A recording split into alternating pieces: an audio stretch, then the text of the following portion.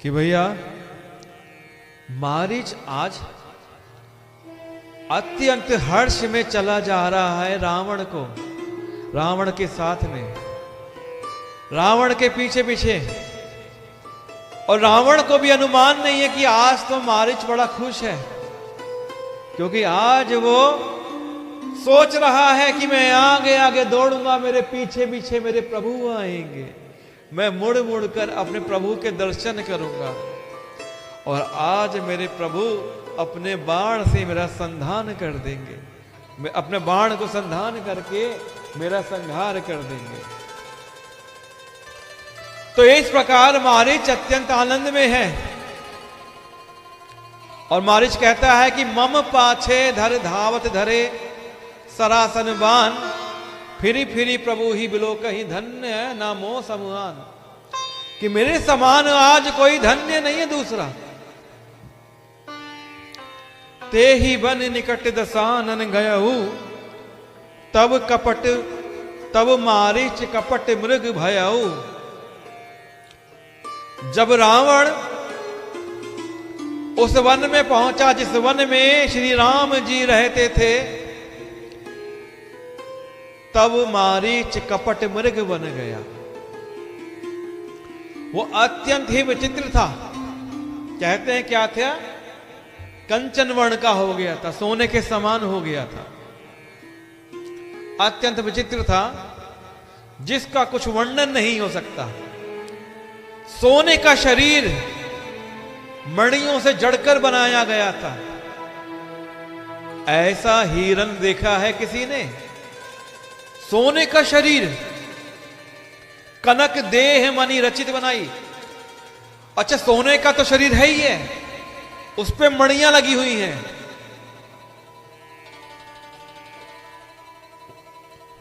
ऐसा मृग कभी होता है? सब जानते हैं ऐसा हिरण होता ही नहीं है जिसका सोने का शरीर हो और शरीर पे मणियां लगी हुई हो। अब वो घूमते घूमते उस कुटिया के सामने आ गया, जिस कुटिया में मेरी मैया सीता जी श्री राम के साथ में बैठी हैं, मेरे प्रभु के साथ में। वो सोने के शरीर वाला मृग सीता जी के सामने से गुजरता है जानबूझ के, ताकि मेरी मैया की नजर उस पर पड़ जाए। अच्छा, प्रभु तो जानते हैं ये लीला होनी है, उन्हें सब पता है, लेकिन ये मनुष्य लीला में है, उन्हें सब पता है क्या हो रहा है। वो तो भूमिका रच रहे हैं कि किस प्रकार ये सब हो जाए। तो इसीलिए जो असली सीता जी हैं वो अग्निदेव के पास पवित्र और सुरक्षित हैं, और मेरी माया सीता की छाया मूर्ति है, वो श्री राम के साथ में है। अब लीला देखिए कि वो कनक शरीर का मृग कुटिया के सामने आ जाता है। सीता जी ने उस परम सुंदर हिरण को देखा, जिसकी अंग अंग की छटा अत्यंत मनोहर है। कि अब सोना है तो भैया सोने के पीछे तो सारी दुनिया बावली है।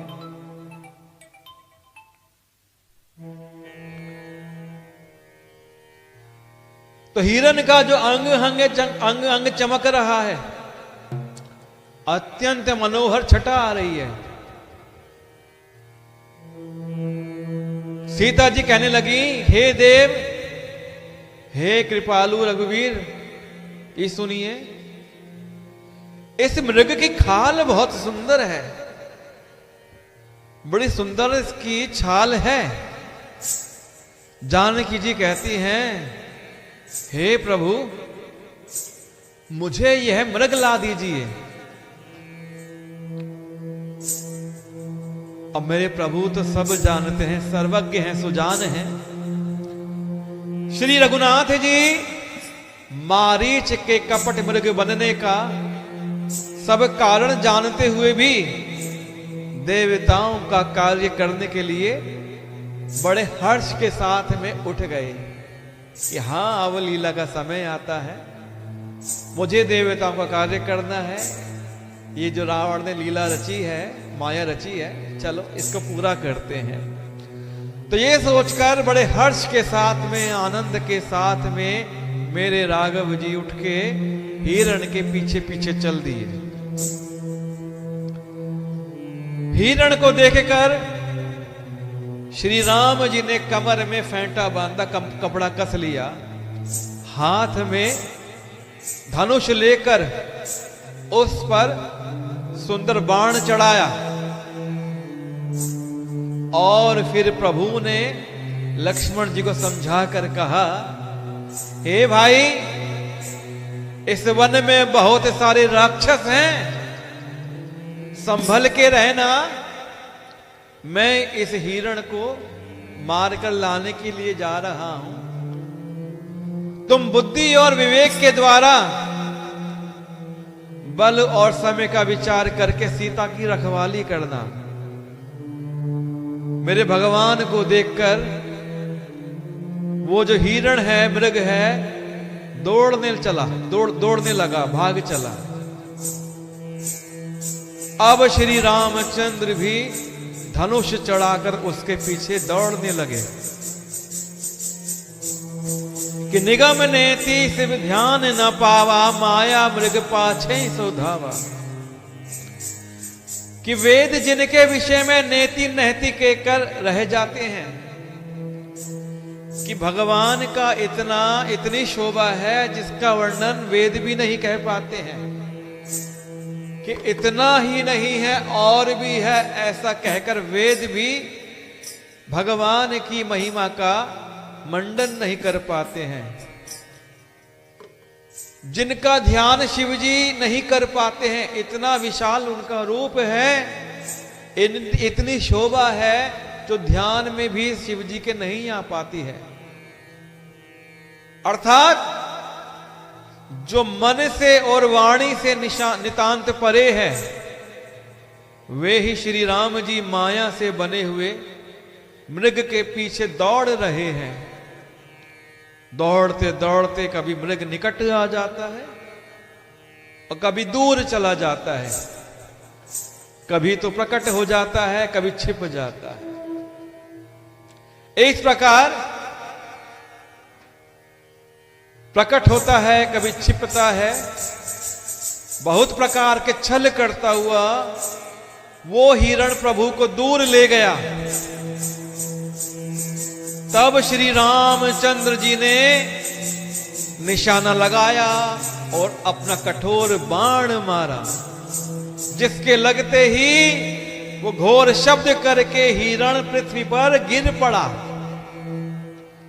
तो उसने क्या करा, सबसे पहले लक्ष्मण जी का नाम पुकारा, वो भी कैसे, राम जी की आवाज में। मन में स्मरण कर रहा है श्री राम जी का,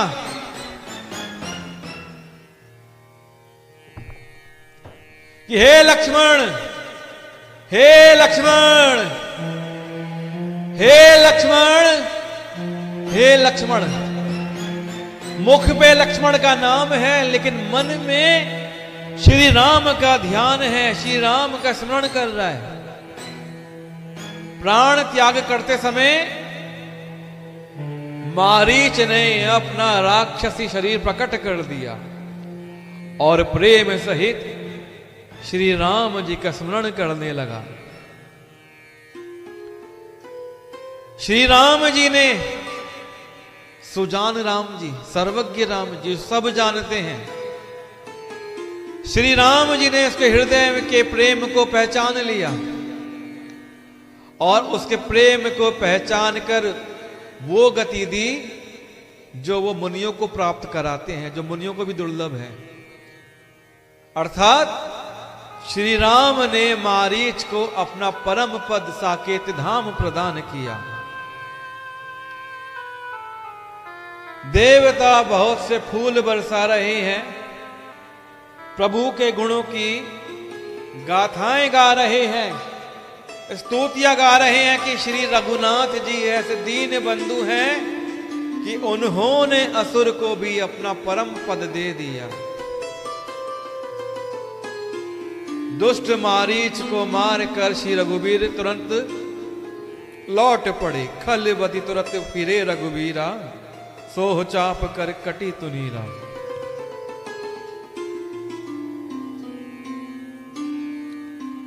कि मारीच को तो मार दिया, अब लौट पड़े।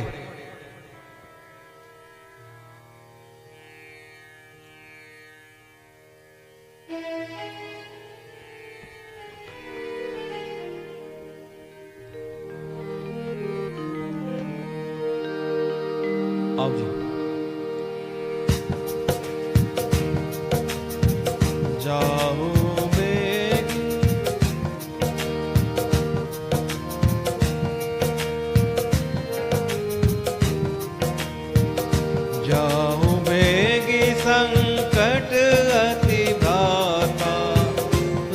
मन बिहस कहा सुनो माता, भ्रुकुटि विलास सृष्टि लय होई, सपने हो संकट पराए की सोई।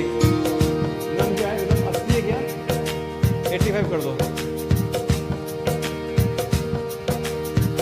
जाओ बेगी संकट अति भाता, लक्ष्मण बिहसी कहा सुनो माता, भ्रुकुटि विलास सृष्टि लय होई, सपने हो संकट पराए की सोई। मरम दधन सब सीता बोला, हरि प्रेरित लक्ष्मण मन डोला। बन दिस देव सौंपी सब काहू, चले जहाँ रावण ससिराहू। सुन बीच 10 कंधर देखा, आवा निकट जति के बेशा। जाके डर सुर असुर डेराही, नीसी न नींद दिन न खाई। 110 शीस स्वान की नाई, इत उत चितई चला भड़ी आई। इमि कुपंथ पल देत खगेसा, रहे न तेज तन बुद्धि बल लेसा। नाना विधि करी कथा सुहाई, राजनीति भय प्रीति देखाई। कह सीता सुनु जति गोसाई, बोले बचन दुष्ट की नाई। तब रावण निज रूप देखावा, भय सभय जब नाम सुनावा। कह सीता धरि धीर जुगाड़ा, आय गयऊ प्रभु रहु खल ठाड़ा। जिमि हरि बदोहि क्षुद्र सस चाहा, भयसि काल बस निश्चर नाहा। सुनत बचन 10 शीस रिसाना, मन महु चरण बंदे सुख माना। राम सिया राम सिया राम, जय जय राम। राम सिया राम जय जय राम।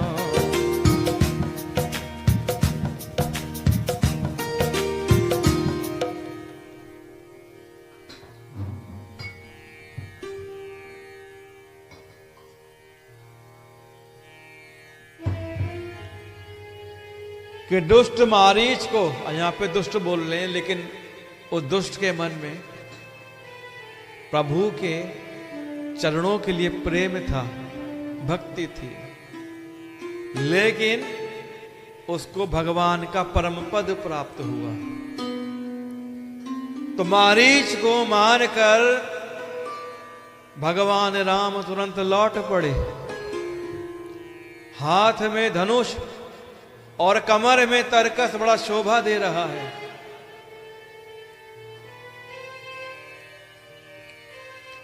अब इधर आवाज क्या सुनी मेरी मैया सीता ने, हा लक्ष्मण, हे लक्ष्मण, हे लक्ष्मण। सीता जी को वो वाणी सुनकर बड़ा भय हो गया। वो भयभीत होकर लक्ष्मण जी से कहने लगी कि तुम शीघ्र जाओ, तुम्हारे बड़े भाई संकट में हैं। जाहु बेगी संकट अति भ्राता, लक्ष्मण भी हंसी कहा सुनु माता। लक्ष्मण जी ने हंसकर कहा, हे माता, जिनके भ्रुकुटी विलास से, जिनके भावों के इशारे से सारी सृष्टि का प्रलय हो जाता है, वे श्री राम जी क्या कभी स्वप्न में भी संकट में पड़ सकते हैं? श्री राम जी संकट में नहीं है, आप चिंता मत करिए। भैया पर कोई संकट नहीं आ सकता है। इस पर सीता जी कुछ मरम वचन कह देती हैं। उन्होंने ऐसे वचन कह दिए जो लक्ष्मण को चुभ गए। तब भगवान की प्रेरणा से लक्ष्मण जी का मन भी चंचल हो गया। वो श्री सीता जी के वन और दिशाओं के देवताओं को सौंप कर लक्ष्मण रेखा खींचकर और ये बोल दिया माता सीता से कि ये माता, मैं जा रहा हूं प्रभु राम को देखने के लिए, लेकिन आप ध्यान रखना, मैं ये रेखा खींच रहा हूं, आप किसी भी स्थिति में इस रेखा को पार मत करना। इस प्रकार वे श्री सीता जी को वन और दिशाओं के देवताओं को सौंप कर वहां चल दिए जहां रावण रूपी चंद्रमा के लिए राहु के रूप श्री राम जी हैं।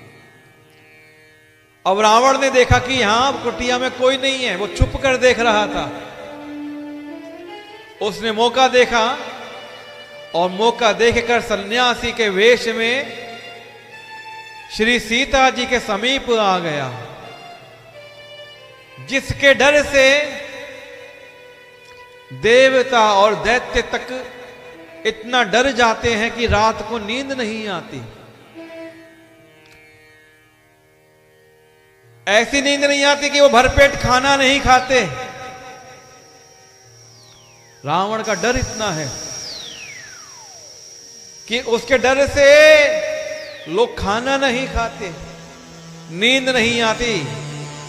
आज वो 10 सिर वाला रावण कुत्ते की तरह इधर उधर ताकता हुआ चोरी के लिए चल दिया। काकभूषुंडी जी कहते हैं, हे गरुड़ जी, इस प्रकार को मार्ग पर पैर रखते ही शरीर में तेज और बुद्धि और बल का लेश भी शरीर में खत्म हो जाता है, रहता नहीं है। नाना विधि करी कथा सुहाई, राजनीति भय प्रीति दिखाई। अब रावण सन्यासी बनकर आश्रम में आ गया, लेकिन है वो लक्ष्मण रेखा के इस पर है। वो 10 सिर वाला रावण कहता है, भिक्षान देही, भिक्षान देही। बड़ी प्यारी प्यारी बातें करता है, धर्म की बातें करता है, सुहावनी कथाएं बोलता है।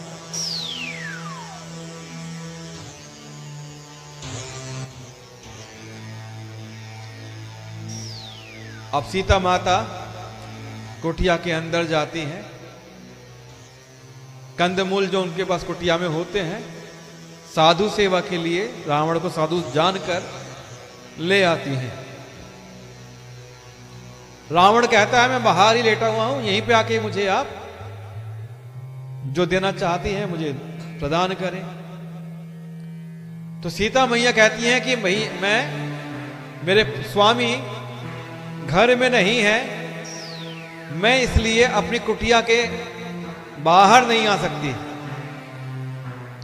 अच्छा, इस दौरान रावण ने भी कोशिश करी वो कुटिया के अंदर चला जाए, लेकिन जैसे ही वो कदम रखता है अग्नि रेखा पर, तुरंत वो पीछे हट जाता है, उसको झटका लग जाता है। उस लक्ष्मण रेखा का इतना प्रभाव है कि वो उस कुटिया में आगे प्रवेश नहीं कर पाता है। वो जान गया कि जब तक इस लक्ष्मण रेखा में सीता अंदर है तो सुरक्षित है, मैं इसको ले जा नहीं जा सकता, मैं इसका हरण नहीं कर सकता। तो रावण ने अनेक प्रकार की कथाएं कही, दुर्वचन कहे और वापस जाने लगा। सीता ने कहा ऐसे तो साधु की अवज्ञा हो जाती है, मेरे स्वामी मेरे घर में नहीं है और साधु घर से गुस्सा होकर चले जाए, ऐसी अच्छी बात नहीं है। ऐसा जानकर मेरी माता सीता ने लक्ष्मण रेखा को पार कर दिया और जैसे ही लक्ष्मण रेखा पार करी, रावण अपने असली रूप में आ गया।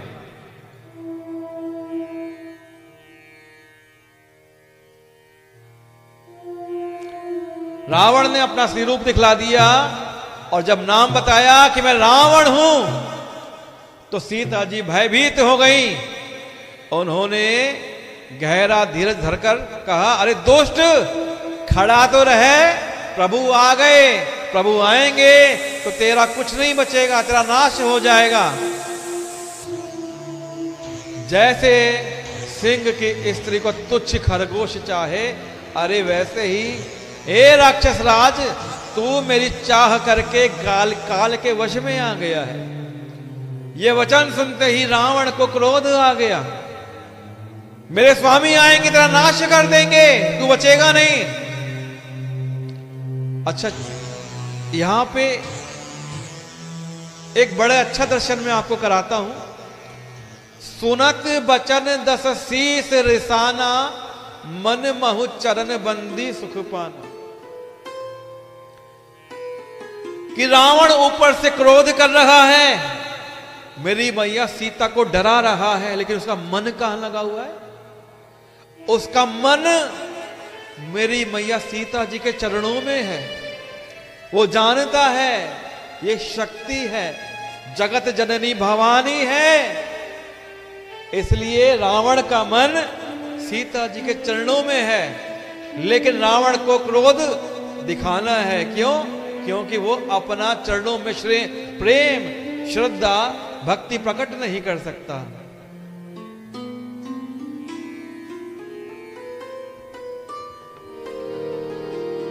क्रोधवंत जब रावण,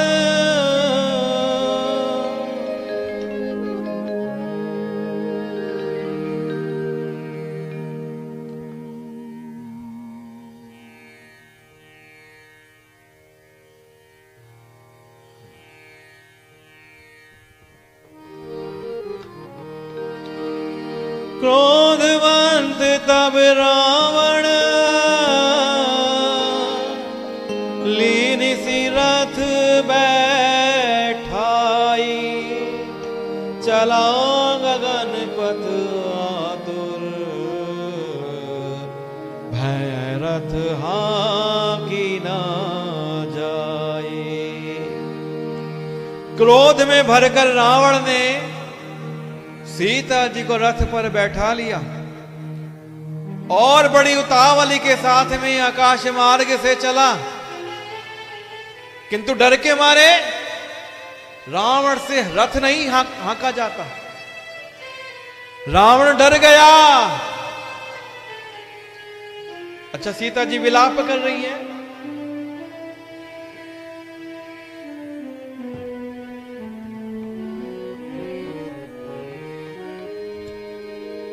हाँ जग एक वीर रघुराया, कहीं अपराध विसारे हुदाया, आरती हरन शरण सुखदायक, हाँ रघुकुल सरोज दिन नायक, हाँ रघुकुल सरोज दिन नायक, हाँ लक्ष्मण तुम्हार नहीं दोसा, सो फल पाया कीने रोसा, विविध विलाप करती वैदेही, भूरि कृपा प्रभु दूरी सनेही, भूरि कृपा प्रभु दूरी सनेही, हा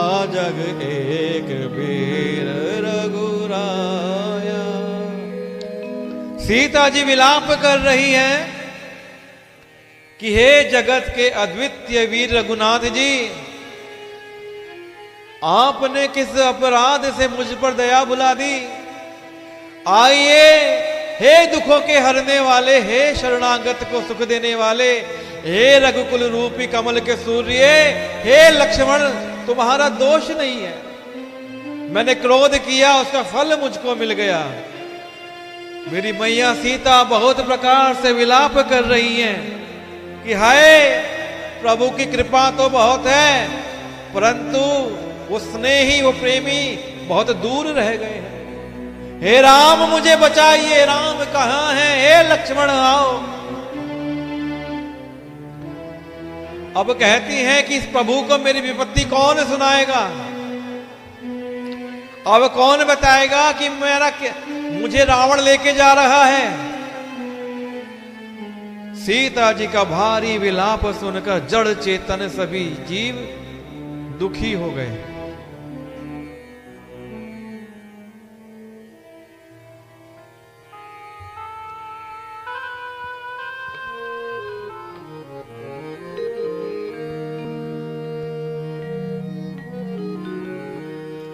आओ जी।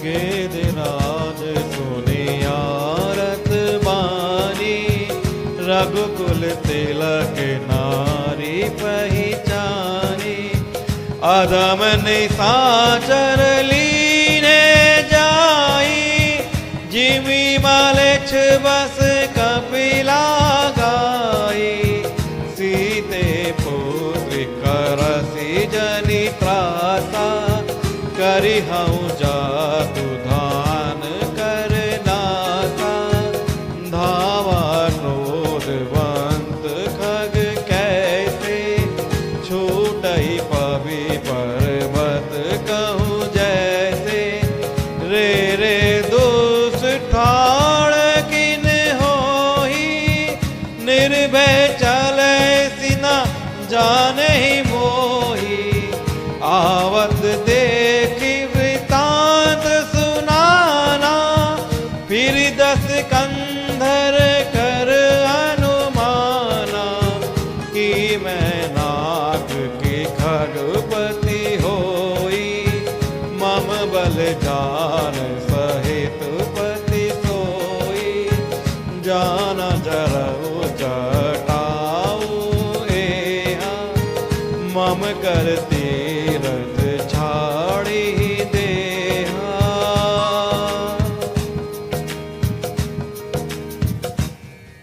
कि भैया मेरी मैया आकाश मार्ग से चिल्ला रही हैं,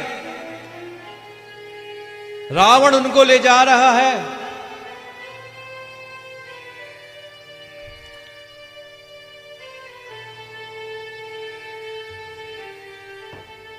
विलाप कर रही है मां सीता कि कौन बताएगा मेरे स्वामी को जाके कि मुझे रावण चुरा कर ले जा रहा है। कोई तो जाके बुला के लाओ, मेरे स्वामी को बताओ। कि ये दुष्ट रावण मुझे चुरा कर ले जा रहा है। गिद्धराज जटायु ने देखा और वाणी को पहचान लिया।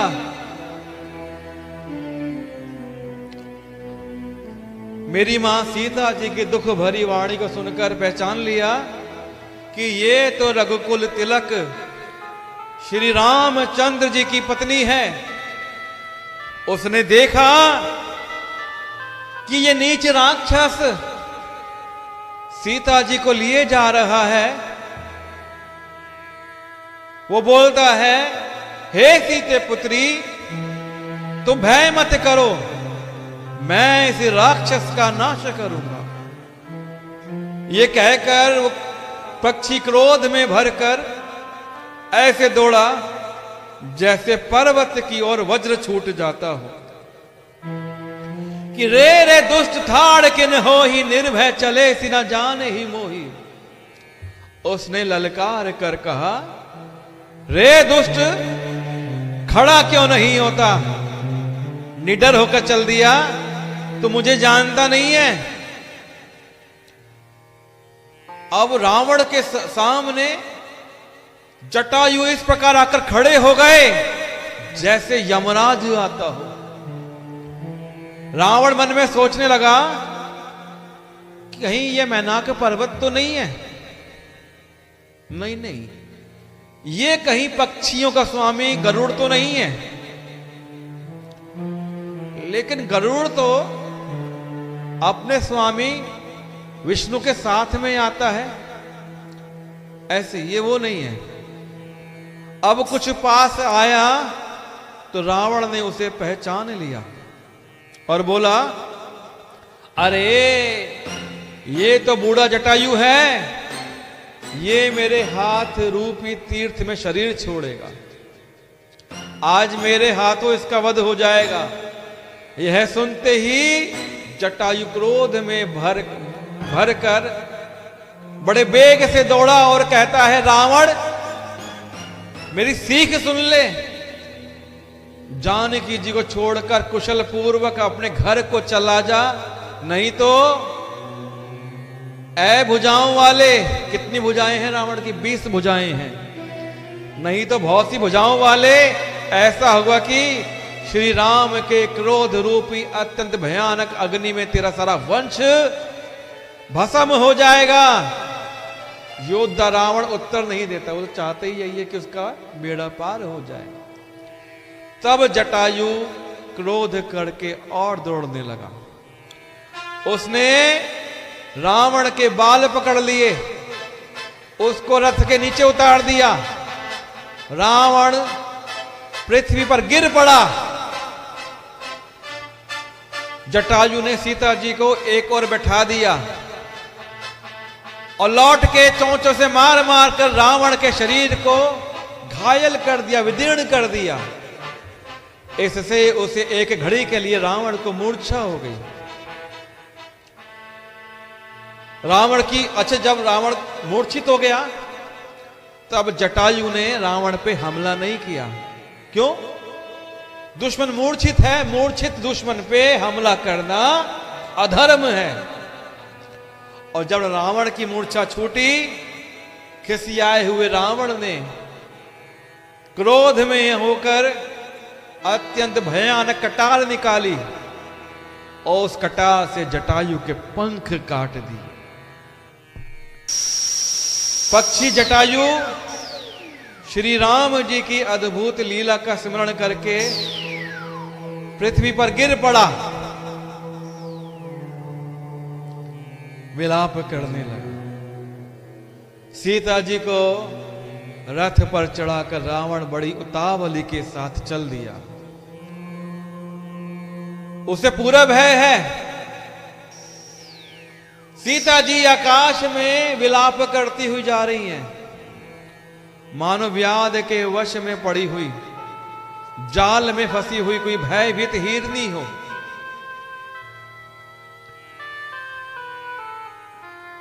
आकाश मार्ग से रावण सीता माता को दक्षिण की तरफ अपने रथ में बैठाकर लेके जा रहा है। पर्वत पर बैठे हुए बंदरों को देखकर सीता जी ने हरि नाम लेकर वस्त्र डाल दिया। इस प्रकार रावण सीता को ले गया और ले जाकर सीता को अशोक वन में रखा। सीता ने जाते जाते क्या डाल दिया? अपना वस्त्र डाल दिया, अपने भगवान का नाम लेके, कि हो सकता है मेरे प्रभु को इससे कुछ